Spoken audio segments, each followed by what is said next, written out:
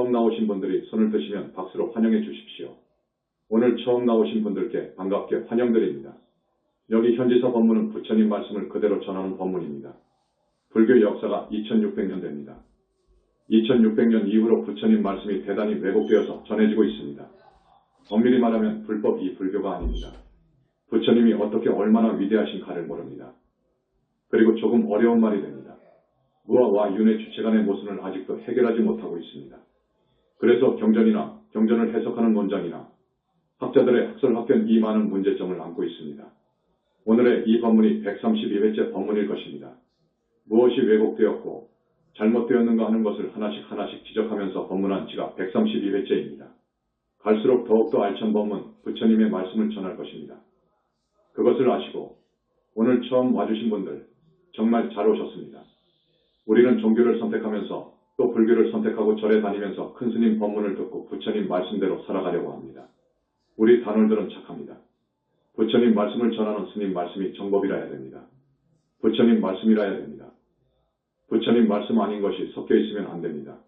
그러면 듣는 불자들이 부처님 말씀으로 오해하고 잘못 실천 수행하기 때문에 문제가 됩니다.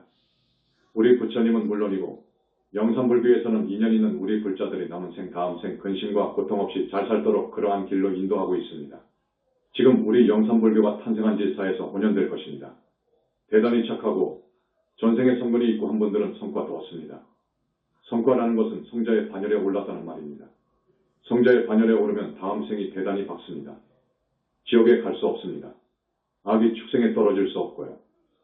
다음 생에 몸받아 오더라도 육군 이 건강하고 오장육부가 건강하고 지혜 있고 덕스럽고 복이 많고 그렇게 몸받아 옵니다. 지난 초하루에 부처님께서 우리 현지사 몇몇 신도분들에게 인가를 해주셨습니다. 보살이 3분 탄생했습니다. 박덕임이라고 하는 선녀인이 보살 26품 인가를 받았습니다. 그분은 바로 전생이 신라시대 선덕여왕이었습니다. 우리 영산불교를 만나서 진정보살행을 해왔습니다.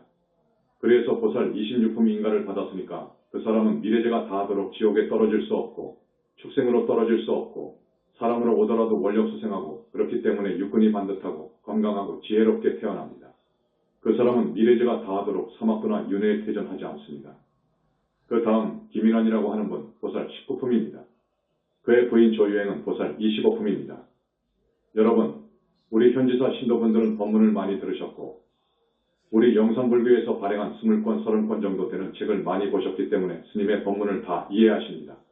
그렇지만 오늘 처음 오신 분, 보살의 법의가 어느 정도이고 저 말씀이 무슨 말인가 할 겁니다. 우리 중생은 업을 짓습니다. 업을 짓는다는 말은 가끔 악행을 한다는 것인데 몸으로 입으로 뜻으로 죄를 짓는다는 말입니다.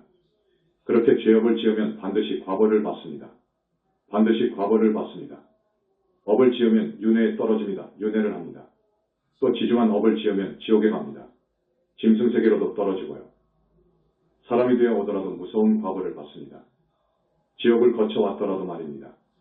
여러분, 시내를 다니다가 보면 손발이 없는 분, 2손만 있고 2발이 없는 분, 기어다니면서 구걸하는 대단히 불쌍한 분들도 있고 눈이 있어도 보지 못하는 분, 귀와 입이 있어도 듣지 못하고 말하지 못하는 분, 눈, 귀, 입이 기능을 다하지 못해서 삼중골로 고생하는 분, 또 각종 암무를 비롯해서 정신적인 지체자 병신, 뇌성마비 혹은 정신병, 육신이 온전치 못한 분, 팔다리가 마비되거나 절단되어서 살아가는 불쌍한 분, 문둥병, 간질 등의 병고로 고생하는 사람들, 그리고 사람 몸을 받았는데 지지리도 못생긴 추남추녀, 한평생 너무너무도 빈궁에서 먹을 것이 없어서 구해도 구해지지 않고 빈궁 고초의 벌을 받아서 사는 분들, 이런 사람들을 우리는 가끔 봅니다.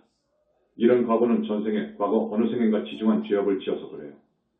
업을 지으면 육도를 윤회하게 됩니다. 지중한 업을 지으면 사막도를 윤회하게 됩니다.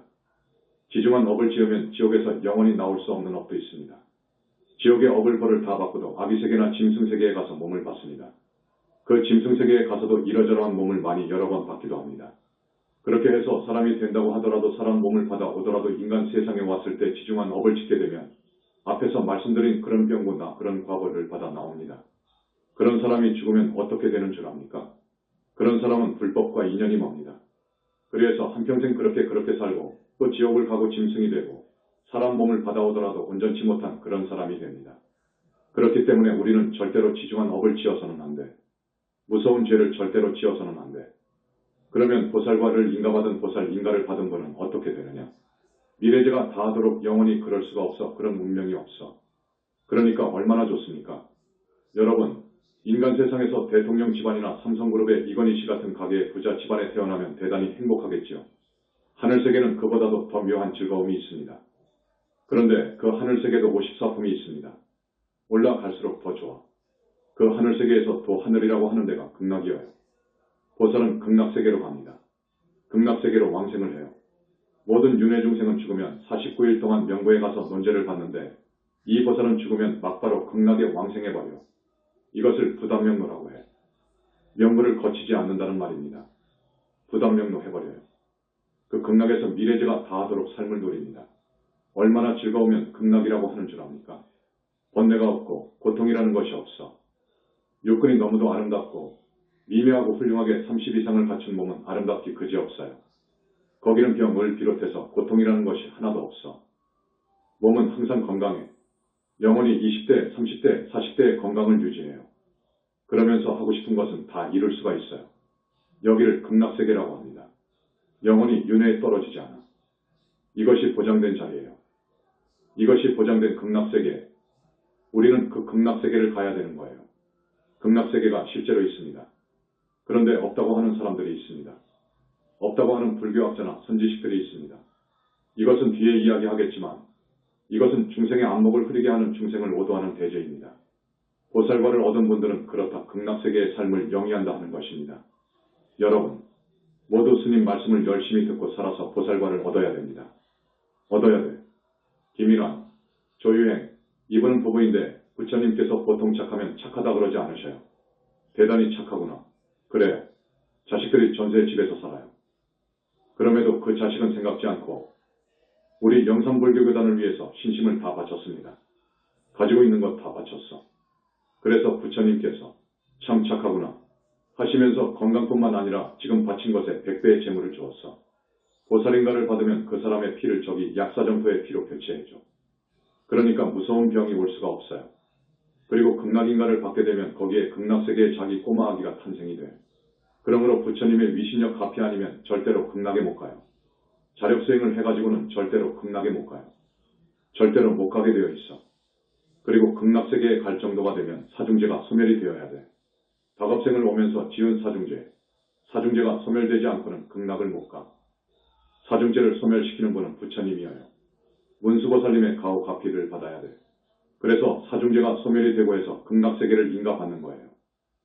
2600년 만에 처음 이붓다 회상에서 보지도 듣지도 못한 일들이 일어나고 있는데 지금 재래불교에 다니는 사람들은 이런 것을 믿지를 않아. 스님들이나 신도분들은 기가 막히고 지금까지의 불교에 세뇌되어서 그것을 기준으로 해서 보고 있기 때문입니다. 내가 말씀드린 이 부분도 알려지지 않은 법설이에요. 이것은 모르는 법설이요. 그러나 이것은 진실이요. 이건 사실이요. 부처님은 얼마나 위대하느냐 하면 소위 지금 선불교에서 이야기하는 선사, 큰 스님들, 너는 깨쳤다 하고 인가를 해줄 만한 큰 스님, 이걸 조사 스님이라고 해. 조사 스님은 부처님 법에서 볼 때 아라한의 법의가 될까 말까 해. 이거 확실해. 그러면 우리 부처님의 지혜는 100천만 억 아라한의 지혜를 합한 것보다도 더 스승해. 그래서 부처님께서 인가하신 것은 그 아라한 수백 천만 명의 지혜가 모아진 그런 사람이 있다고 합시다. 그러한 사람이 인가한 것보다도 더 스승에 정확해. 그 부처님께서 이번에 세 분의 보살과를 인가하신 거예요. 그래서 우리 현지사는 지금 현재 아라한부터 그 위에 무르대 아라한, 보살대기, 보살 등 약 30명을 탄생시키고 있어. 엄청난 이야기예요. 그리고 김기범 성중일품, 그의 부인 성중어품, 아라한입니다. 그날 우리 현지사 어떤 스님 보기에는 대단히 건강해 보이는데 부처님께서 보시고 저 중에 건강이 문제가 있다. 약사 부처님을 시켜서 치료를 좀 해줘라. 해서 보니까 영체는 이미 위암이 다 퍼졌어. 곧 육신으로 전이가 될 때였습니다. 그 위암이 영체에 벌써 나타나고 육신의 전이가 되면 그 사람은 죽습니다. 그래서 영체의 위암을 뿌리까지 전부 제거하고 육신의 위에도 전이가 되지 않도록 조치를 했고 영체의 위를 떼어내고 약사공의 위 장기를 가져다가 대체해서 살려줬어요. 소위 장기 이식을 했습니다. 또 어느 스님은 말이 약간 어눌해. 발음이 분명치 않아. 그래서 부처님께서 그 혀를 보시니까 다급생으로 오면서 입으로 지은 업 때문에 혀가 쇠사슬로 묶여 있어. 그러니까 말이 분명치 않지요. 그렇지요. 그래서 그 사슬을 잘라 풀어줬어. 그 스님은 앞으로 말을 분명하게 할 것입니다. 그러면 우리는 어떻게 살면 앞에서 보살인가를 받은 사람들처럼 또 아라한 인가를 받은 사람처럼 부처님으로부터 인가를 받을 수 있을까? 이것에 대해서 스님이 오늘 법문해 드립니다. 여러분, 나쁜 짓 하면, 악한 일을 하면 괴로움이 옵니다. 이건 진리입니다. 많은 사람들을 위해서 착한 일을 하면 즐거움이 따라옵니다. 이것을 고락법이라고 합니다. 고락, 괴롭고 즐거운 일이 오는 이유가다. 고락법이라고 해. 그러니까 금생에 많은 사람들, 여러분의 친구, 친척들이 잘 사는 사람도 있고 얼굴도 원만하고 심성도 곱고 머리도 총명하고 시험을 봐도 척척 합격하고 부모님께 성가시게 하지 않고 하는 사람은 과거 어느 생인가 아주 착한 일을 많이 했어요. 좋은 일을 많이 해서 그래. 착한 일을 많이 해서 그런 거예요.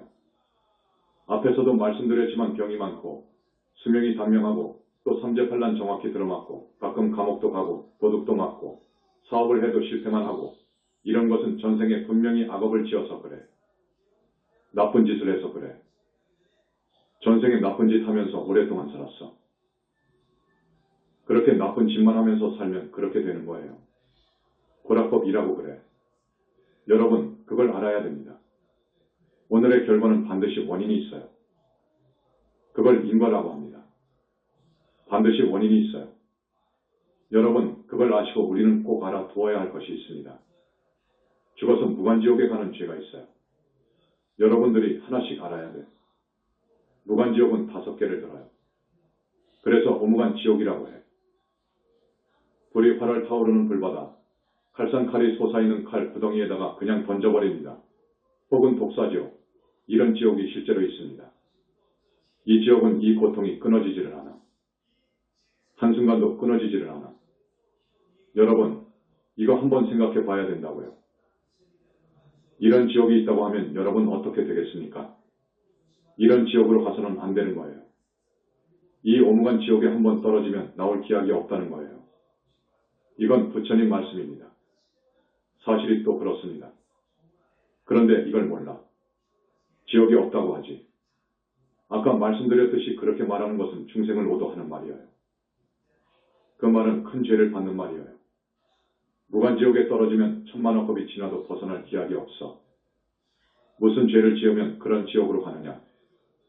첫째, 아버지나 어머니에 대해서 불효하는데 그것이 지나쳐가지고 폭행을 한다든지 그것도 지나쳐가지고 등기나 흉기로 때리거나 찔러서 죽이는 경우, 이런 경우는 무간지옥으로 간다고 합니다. 분명히 간다고 합니다. 둘째, 부처님 몸에서 피를 내게 하거나 불법 승산보를 훼손한다거나 훼손한다는 것은 능멸 모독한다는 말이에요. 부처님 경전을 훼손한다든지 짓밟거나 침을 뱉는다든지 하는 행위는 큰 죄인 것입니다. 이것을 오무간죄라고 합니다. 우리 영산불교에서 나온 부처님 경전보다도 더 평가하는 21세기 붓다의 메시지 책을 갖다가 침을 뱉는다든지 이걸 쓰레기통에 넣는다든지 똥통 속에다가 넣는다든지 하는 것은 오무간업이에요. 그런 짓 하는 사람은 구제할 수가 없어. 앞으로 미래죄가 다 하도록 오무간 지옥에서 나올 기약이 없어. 이건 부처님 말씀이에요. 세 번째, 이것은 스님들한테 해당됩니다. 이 방송을 스님들도 많이 청취하기 때문에 내가 말씀을 드리지 않을 수 없습니다. 지금까지 자제를 많이 했습니다. 그러나 그들을 위해서 말을 아니 할 수 없습니다. 상주물을 많이 유용하는 것은 오무간죄에 해당합니다. 상주물이라는 것은 절재산입니다. 신심 있는 단원들이 불전금을 내고 시주한 돈은 상주물입니다. 이것은 정죄입니다. 이건 무서운 돈이에요. 이것을 함부로 유용한단 말이에요. 자기 자신의 사욕으로 유용한단 말이에요. 함부로 쓴단 말이에요. 이건 오무간죄에 해당한다고 합니다. 스님 말씀은 부처님 말씀입니다. 당당히 말씀드립니다. 넷째, 비구 비구니를 더럽히는 것입니다. 더럽힌다는 말을 아시죠? 비구 비구니를 더럽힌다는 말은 동정을 지닌 비구 비구니를 파괴하거나 비구 비구니와 음행을 하거나 그 말이요. 이건 큰 죄입니다. 다섯째, 절 안에서 함부로 음욕을 자행하거나 절 안에서 큰 생명을 죽이거나 사람 또는 영혼체가 들어가 있는 12동물을 함부로 죽이거나 신도를 속이고 계율을 어겨가까지 나쁜 죄를 짓거나 하는 것은 오무간죄에 속한답니다. 이런 스님들은 스님이 아닌 거예요. 이건 오무간 지옥에 떨어질 종자인 거예요. 여러분, 그걸 알아야 됩니다. 스님이라고 해서 다 스님이 아니에요. 겉만 번지르르 잘생겼다고 해서, 틀이 근사하다고 해서, 설법을 정말 잘한다고 해서 스님이 아니요. 행을 봐야 돼. 그리고 법문 내용을 점검할 줄 알아야 돼. 행을 봐야 돼. 여섯째, 화합승을 파괴하는 죄. 그 말은 무슨 말이냐? 우리 부처님 교단, 영산불교 현지사와 같은 부처님 회상을 망하도록, 잘 되는 것을 못 봐서 시기 질투 음해해가지고 어떻게든지 크지 못하도록, 나아가서 온갖 장난질을 해서 망하도록 하는 것, 이걸 파화합승이라고 합니다.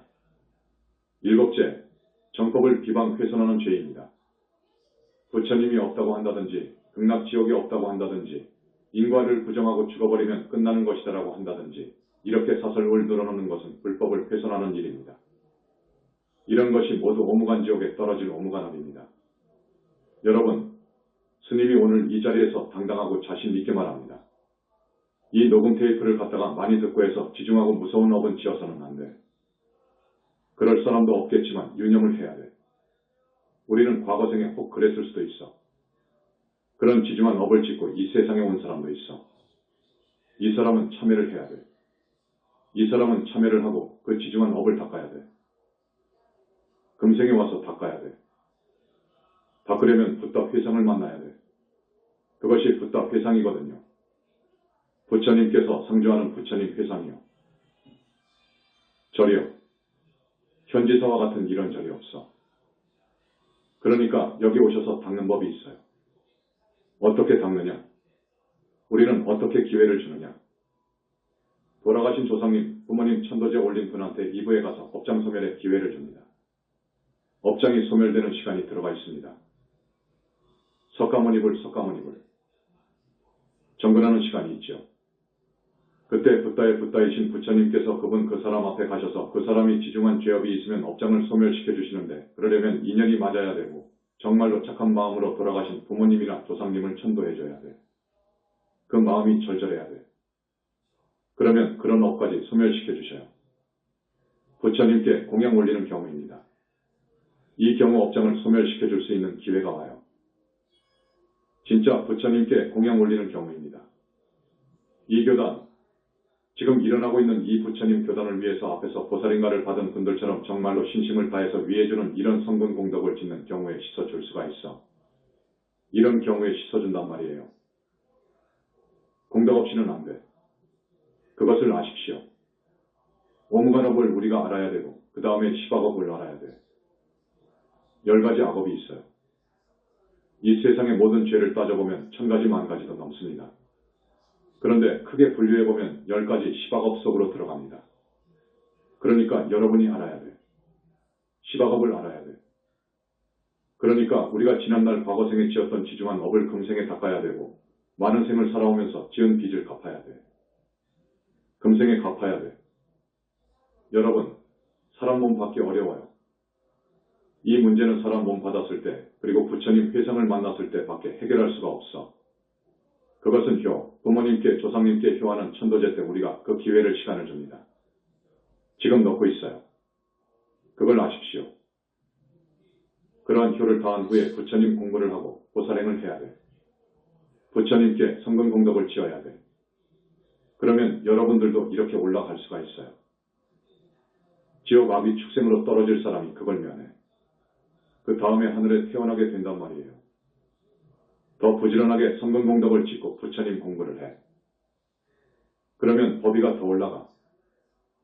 쑥쑥 올라갑니다. 그래서 최소한 여러분이 윤회를 벗어나는 아라한이 되어야 돼. 부처님으로부터 아라한 성과는 인가받고 죽어야 돼. 꼭 그렇게 살아야 돼. 이 이상 업을 지으면 안 돼. 그래서 10가지 죄가 뭐냐 하는 거예요. 10가지 죄를 말씀드립니다. 시간 관계로 조금 빨리 하겠습니다. 몸으로 짓는 지중한 없이 3가지가 있고, 입으로 4가지가 있고, 생각 뜻으로 3가지가 있습니다. 이걸 시박업이라고 합니다. 몸으로 짓는 지중한 업이 3가지가 있어. 뭐냐? 살아있는 목숨을 죽이는 것입니다. 여러분, 잘 아시죠? 산목숨을 죽이는 거예요. 이걸 불살생계라고 합니다. 그러지 말고 이제 착한 업을 지어야 돼. 그러려면 어떻게 하느냐? 죽어가는 목숨을 나로 인해서 살려주는 내가 살려주는 방생하는 착한 일을 해야 돼. 많이 방생을 해줘야 돼. 방생을 하라고 하니까 영체가 들어가지도 않는 물고기를 많이 사다가 다시 강이나 바다에다가 던져 놓으면 즉각 물고기를 잡는 사람이 또 그물망으로 잡아와 버린단 말이에요. 이건 진짜 방생이 아닙니다. 남이 주지 않는 것을 가지는 것, 훔치는 것입니다. 이것을 불투독이라고 합니다. 이것만 지키지 말고 더욱 나아가서 보시할 줄 알아야 됩니다. 보시라는 것은 불쌍한 이웃에게 자기가 가지고 있는 것을 도와주는 거예요. 불쌍한 이웃, 그러니까 배고프고 춥고 가난하게 사는 불쌍한 사람, 혹은 돈이 없어서 병고로 신음하고 있는 불쌍한 사람한테 가서 간병도 해주고 물질적으로 베풀어주고 해야 돼. 이 보시를 할 줄 알아야 돼. 단월들은 보시가 성근공덕입니다. 보시할 줄 알아야 됩니다. 앞에서 보살인가를 받은 분들은 시주, 보시의 공덕으로 해서 보살과를 받은 거예요. 그러나 돈이 없다고 해서 못 받을 수는 없어. 앞으로 보살과가 나옵니다. 몸으로 때우는 일이 있습니다. 나는 돈이 없다. 지금 영산불교 현지사가 일어나는 때인데 정말 내가 도와주면 좋겠는데 나는 가진 것이 없다. 내가 가진 것은 이 몸뚱이다. 그리고 입과 머리와 생각과 지혜뿐이다. 영산불교에서는 지금 해야 할 일이 많지요. 아주 많습니다. 이렇게 우리 스님들이 부지런히 목탁을 치고 해서 모은 돈을 고스란히 불사에 투자합니다. 이런 절이 없습니다. 다 뒷구멍에다가 자기 주머니에다가 넣기 바쁘지. 그런 절, 그런 스님이 없다고요. 영산불교를 보라고요. 하나씩 불사가 착착 진행되잖아요. 만약 우리 스님 중에서 상주물을 훔치는 사람이 있다면 부처님한테 석장 맞아서 허리가 부러질 거예요. 부처님이 계시니까요. 무서운 질책을 내리실 때도 있습니다. 우리는 무서워서 못해. 또 그때그때 지적하시기도 하고 어느 스님이 몰래 뭐 한다고 성중들이 보고 하니까요. 그러니까 우리 영산불교 현지사 스님들은 잘못할 수가 없어. 세 번째 몸으로 짓는 무서운 죄는 사음입니다. 승려들은 이 사음 죄가 산목숨을 죽이는 죄보다도 더 앞섭니다. 먼저입니다. 단월들도 사음죄에 해당하는 것 중에 남자분들은 바람 피우지 마시고 여자분들도 마찬가지입니다. 정해진 부부 이외에는 사음 이웃이다. 정해진 부부도 5가지의 음행은 사음이지만 오늘 시간이 없어서 그건 설명하지 못합니다. 이 3가지의 업을 지으면 안 됩니다. 여러분, 여자 장사한다는 것을 어떻게 생각합니까? 이건 큰 죄입니다. 그저 청녀를 사가지고 장사하는 사람이 있지요. 큰 죄입니다. 그렇게 몸을 파는 그 사람은 정말로 지옥 종자입니다. 우리는 죽어도 그런 짓을 해서는 안 되는 거예요. 절대로 해서는 안 되는 거예요. 하루에 죽 한 끼 먹더라도 그런 죄를 지어서는 안 되는 거예요. 인생으로 왔으면 스님들처럼 한평생 친명연불하면서 정말로 깨끗이 살아야 돼. 그러면 성과를 얻을 수 있어요. 친명연불하면 성과를 얻을 수 있어. 앞에서 말씀드리다가 다 못했는데 이 몸밖에 없는 사람, 돈이 없는 사람도 찾으면 크게 할 일이 있습니다.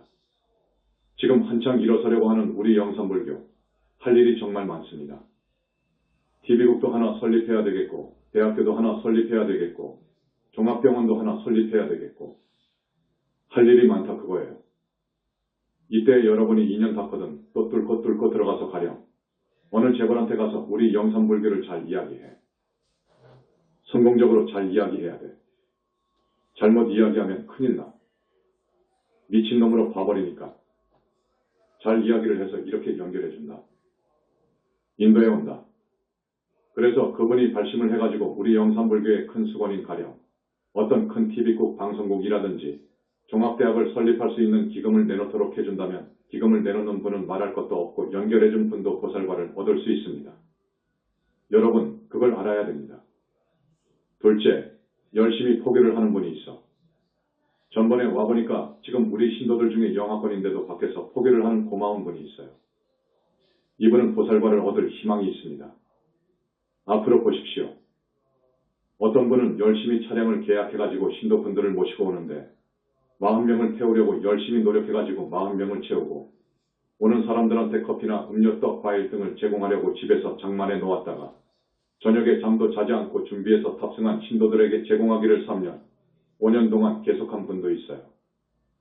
참 고마운 분이 있어. 많은 사람들이 그러고 있는데 내가 볼 때 그 중에서 한두 사람이 지금 보살권에 올라가고 있어. 그 다음 입으로 짓는 4가지 업이 있어요. 거짓말하는 것입니다. 이것을 못하도록 한 것을 불망하게라고 해. 거짓말을 잘하는 사람이 있어요. 큰 거짓말을 해가지고 2사람을 싸움 붙이는 사람도 있어. 큰 거짓말을 해가지고 나라 망신을 시키기도 하고 나라에다가 크게 타격을 안기는 사람도 있고요. 입으로 짓는 이 거짓말, 이것은 참 무서운 죄예요.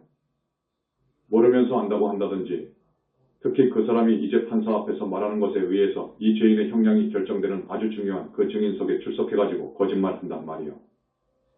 자기를 위해서 돈을 한 주먹 집어주니까 모르면서 안다고 한다든지 알면서도 모른다고 한다든지 보지 않은 것을 보았다고 한다든지 본 것을 보지 않았다고 한다든지 상대방 말만 듣고 발언하는 거예요.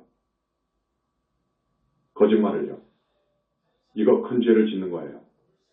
알면서 거짓말하는 거, 이거 큰 죄를 짓는 거예요.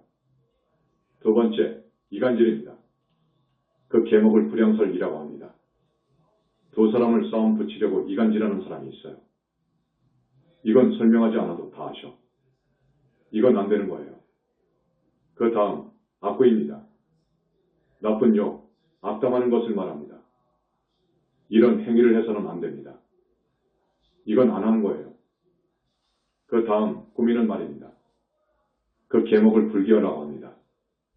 이 말이 무슨 말이냐 하면 때가 아닌 때 말하고 진실이 아닌 것을 말하고 뜻이 없는 것을 말하고 법이 아닌 것을 말하는 것을 기어라고 해. 시간이 없어서 그냥 해석만 해드립니다. 그 다음 3번째, 뜻으로 짓는 3가지 지중한 업이 있어요. 이건 여러분들이 알아야 돼. 앞에서 말씀드린 오무간업에 대해서 알아야 되고 이 시박업에 대해서 알아야 돼. 뜻으로 짓는 3가지 업이 있어. 첫 번째, 탐내는 것이어요. 남의 재물을 탐내는 것, 남의 여자를 탐내는 것입니다. 그 계목을 불탐해라고 합니다. 2번째, 미워하고 성내는 것입니다.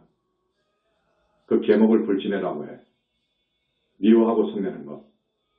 저놈 꼭 죽었으면 좋겠는데 저놈은 꼭 묶여서 감옥에 들어가야 되겠는데 저놈은 사업이 콱 망해서 가지고 있는 재물이 없어져야 내 속이 시원한데 저놈은 꼭 파면되어서 그 자리에서 물러나야 되는데 이렇게 사람을 미워하면 안 돼. 이건 못 써. 사촌이 논을 사면 배가 아프다는 말이 있죠. 그러면 안 돼. 그건 놀부마음이에요. 그러면 안 돼. 우리 보살은 부처님 제자는 그런 삐딱한 생각을 하면 만보가 그러면 안 됩니다. 그런 사람들은 아무리 치명연부를 해도 효과가 없어요. 태교를 해도 효과가 없어. 그래서 여러분한테 이 지중한 업을 소개해 주는 거예요. 이거 참 어려운 일입니다. 3번째, 삿된 소견을 내면 안 됩니다. 삿된 소견이란 뭐냐? 선악 인과를 믿지 않고 저 세상 없고 육도 윤회 없고 불보살 없고 전부 금생만 있다고 생각하고 뭔가 일이 잘 되지 않으면 남의 탓으로 돌려버리고 남편 탓으로 돌려버리고 하는 것, 이것을 사견삿된 소견이라고 합니다. 그래서 이렇게 10가지 나쁜 업을 지으면 안 돼. 일부러 짓는 업을 곧 작업이라고 하는데 이것은 큰 과보가 와. 이 업은 반드시 금생에서 받거나 후세에 받게 되어 있어. 그러니까 우리는 이런 나쁜 10가지의 업을 짓지 말고 그 대신 십선업을 지어야 돼. 이 시박의 반대가 십선이 돼. 사무의 반대를 범행이라고 해. 몸을 항상 깨끗하게 하고 동정을 지키고 혹은 오로지 남편 한 분만 생각하고 그걸 범행이라고 해. 그리고 거짓말의 반대는 진실한 말입니다. 진실하게 말해야 해. 진실한 말만 해야 돼. 이간질의 반대말은 화합을 해. 꾸미는 말 외의 반대말은 질치거라고 해. 질치거, 솔직하다는 말이요. 탐내는 것의 반대는 불탐해. 미워하고 성내는 마음의 반대는 불진해. 삿된 소견의 반대는 불사견입니다. 이렇게 우리는 십선업을 짓도록, 십성계를 지키도록 힘써야 돼. 그런데 이 시박업의 근본은 탐진치에 있어요. 시박업을 짓는 것은 우리의 탐진치, 산독심에 있어. 우리가 이 탐진치를 뽑아버려야 돼. 이걸 하기 위해서 우리가 수행을 하는 거예요. 이걸 하기 위해서 수행을 하고 연구를 하는데 이 탐진치를 뽑는 데는 사무량심이라고 하는 네 가지 마음을 우리가 닦아야 돼. 사무량심이 뭐냐? 우선 몸의 악업을 버리고 몸의 선한 업을 닦아야 되겠지요. 입으로 뜻으로 짓는 악업을 버리고 입과 뜻의 선한 업을 닦아야 됩니다. 그러려면 이렇게 해야 돼. 내 마음은 중생을 사랑하는 마음을 지녀야 돼. 이것을 자신, 자라고 해. 자비 그럴 때 자입니다. 중생을 사랑하는 마음, 아버지가 자식을 사랑하는 마음을 자라고 해. 자애스럽다고 할 때 자입니다. 다른 사람의 괴로움을 보고 함께 슬퍼하는 마음을 가질 줄 알아야 돼. 이걸 비라고 해. 자비할 때의 비라고 그래. 비는 어머니의 마음입니다. 다른 사람이 잘 되는 것을 보고 기뻐하는 마음을 가져야 돼. 이것을 희라고 해. 기쁠 희. 대세지보살을 대사대이라고 하죠. 기쁠 희자가 있습니다. 이 마음을 내기가 어려워요. 마음 닫기가 어려워. 다른 사람이 나를 배반하여 괴롭히더라도 담담해하는 마음을 지녀야 돼. 이걸 사라고 해. 버릴 사이입니다. 그러니까 원친이 없는 거예요. 내 자식이라고 해서 내 친척이라고 해서 가까이 하고 촌수가 멀고 남이라고 해서 그냥 못 본 채 하는 것은 아니에요. 보살은 평등하게 보는 거예요. 평등하게 봐. 착한 일을 하게 되면 오히려 그 착한 사람한테 복을 주는 거예요. 도와주는 거예요. 자식은 둘째예요. 그건 첫 번째예요. 보살은 그래요. 그러니까 보살은 이타예요. 나보다도 다른 사람을 더 생각하고 위할 줄 알아야 돼. 이게 보살이에요. 지금 부처님으로부터 보살과를 인가받은 사람은 이러한 마음을 갖고 이렇게 살아야 돼. 그러면 풍계가 더 올라갑니다. 이 자리에서 왜 사무량심을 부지런히 닦아 갖추어가면 몸과 입과 뜻으로 어찌선 하지 않는 업을 지켰습니까?